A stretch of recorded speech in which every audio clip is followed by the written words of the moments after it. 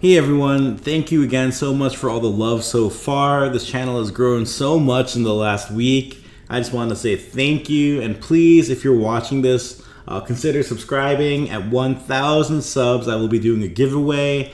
It will be awesome. It's going to be featuring some of my custom cards. And so yeah, please consider subscribing. We are almost there. You guys are the best. Hey everyone, it's Adakai TCG here, and I'm happy to bring you part 3 of Bonney versus the rest of the meta.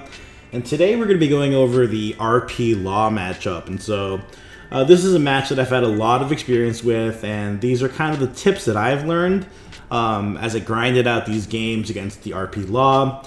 Again, if you guys have any additional tips or things that have worked for you in your games that I didn't mention here, feel free to comment below. I'm always looking for new tech, new strategies, and I'm not perfect, and so would definitely be open to learning and hearing about that as well. But these are just 5 tips that have helped me in my games, and hopefully they help you in yours. And again, I am talking about this from a focal point of Bonney, but I do think some of these will translate into your other decks. But just a little caveat, I do talk about specific Bonney cards as well. And so do with it what you will, but let's get into it. Alright, so first we're going to be going over the important cards. These 2 cards are by far the most important cards that you need to see. The first being the 6-drop Basil Hawkins. He's a 6 cost, 7k power. And he gets the blocker type because Bonney's a supernova. And once per turn, if your character would be removed from the field by your opponent's effect, you may rest one of your opponent's cards instead.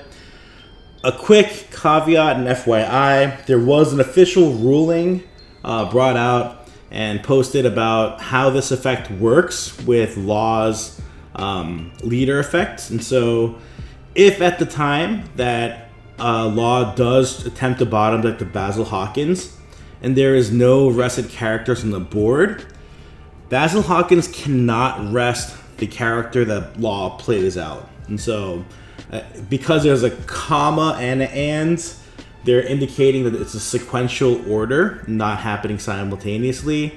And so just be cognizant of that. Law does have the ability to remove this, but it does require him to turn either his whole board sideways or not have anything on the field at the time. And so that little caveat there. But then the 7-drop Cody Jones, this is arguably the most important card you want to see and that you want to play on curve. We'll talk about it in a later tip, but I would almost always hard mulligan for this card because it is so pivotal in swinging the matchup into your favor. And so it is a 7-drop 8k power rushing Cody Jones that lets us rest 2 of our opponent's characters or Dawn cards and then add up to one of our cards from our life to our hand. And so we are negging in life, we're getting it to our hands, but this card is pivotal in getting just favored in this matchup. Some other cards I wanted to talk about are the 8-drop Kid paired with, this time, the Bartolomeo. And so if you notice in the deck list, we are running the 3 copies of Rosinante, but also the 3 copies of Bartolomeo.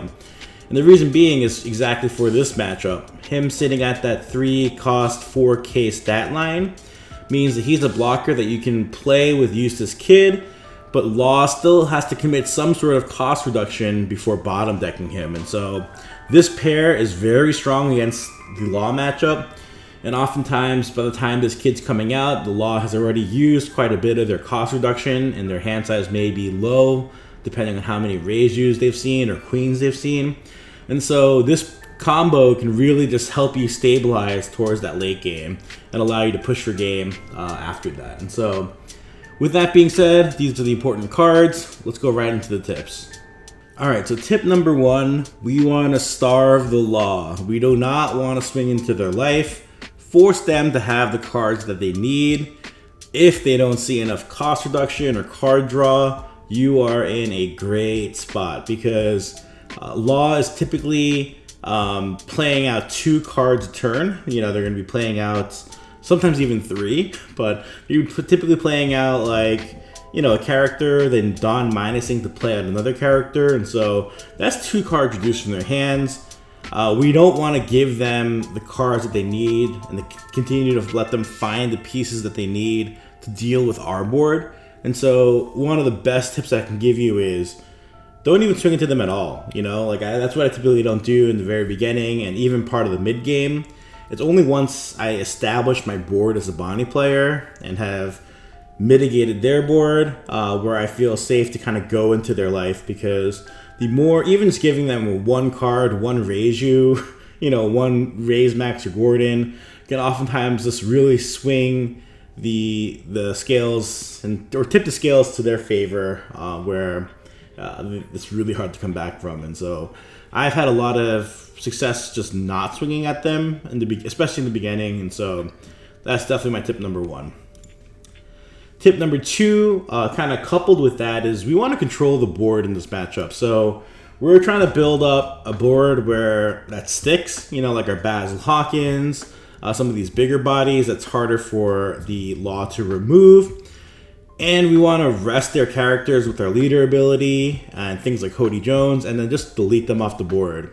As we're clearing their board and as they're, again, cheating out, going wide, they are running out of card resources. And so if they don't high roll on their raise use, they have no way to search it, no real consistent way to get it. This can oftentimes just arbitrarily help you just win the game, And so only when you build your board enough is when you can start going for life. Tip number 3 is pay attention to their Dawn counts. This is something you should always be doing, but it becomes a lot more essential, especially in the mid to late game, because it's going to help you predict what they can do in their following turn based off the number of cards that they have and the Dawn that they get up to, right? And so, the Law is going to typically be ramping back up as in the early and mid game, but towards that mid to late game, they don't always necessarily have the re-ramp in their hands. And so pay attention to that, because if they use their leader ability and go down to something like 3 Dawn, next turn they'll only have 5 Dawn, meaning that if they have a 5k character on the board and the 5k leader swing, they can do some iteration of swinging, the highest they can swing that turn is a 10, right? Otherwise, and then maybe they can Dawn minus and play out a Kid Killer and then go another 9 or 7 depending on how much life you have left and if the Kid Killer gets the effect. But things like that will actually help you understand what you can swing with when you're safe from lethal, how much you can push in terms of the board state, and how much they can crack back at you. And so, sometimes you'll just arbitrarily be able to just not worry about the crackback because they may have Dawn minus too much to cheat out too much of a board, and so they can't swing high enough into some of your bigger bodies, and so they'll be safe at least from an attack. And so things like that definitely pay attention to, and definitely learn how to utilize that information when you're playing in your matches, because that will help you get certain slight advantages when you kind of think through their turn. Tip number 4 is assume the cost reduction and rush. And so this is something that I've learned to do.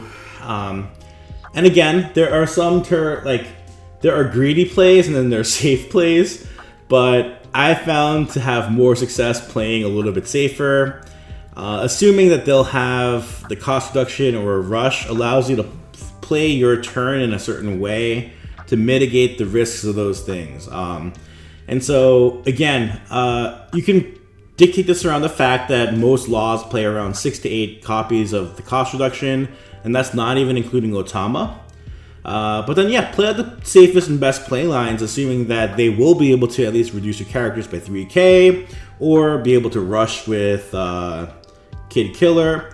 And so things like choosing to play out a Hawkins versus any other blocker, right? Because it's a 7k and sticky, versus playing a greedier play like in a Rouge and playing something else out. Maybe it's just best to utilize and spend a little bit more Dawn to get that Hawkins out there. And so things like that. And even for a Lucci player, it's the bonus step, things like when you play Moria, right? Establishing a Rebecca blocker to grab a 2K rather than establishing a Borsellino sometimes can help you win that game, right? Because you're setting up a blocker that they still have to bottom deck minusing 3 Dawn, and you grabbed an extra 2K, right? And so if you had just played at the Borsellino, if they have the cost reduction in hand, they just, you know, rest 1 Dawn, play the cost reduction, bottom deck your Borsellino.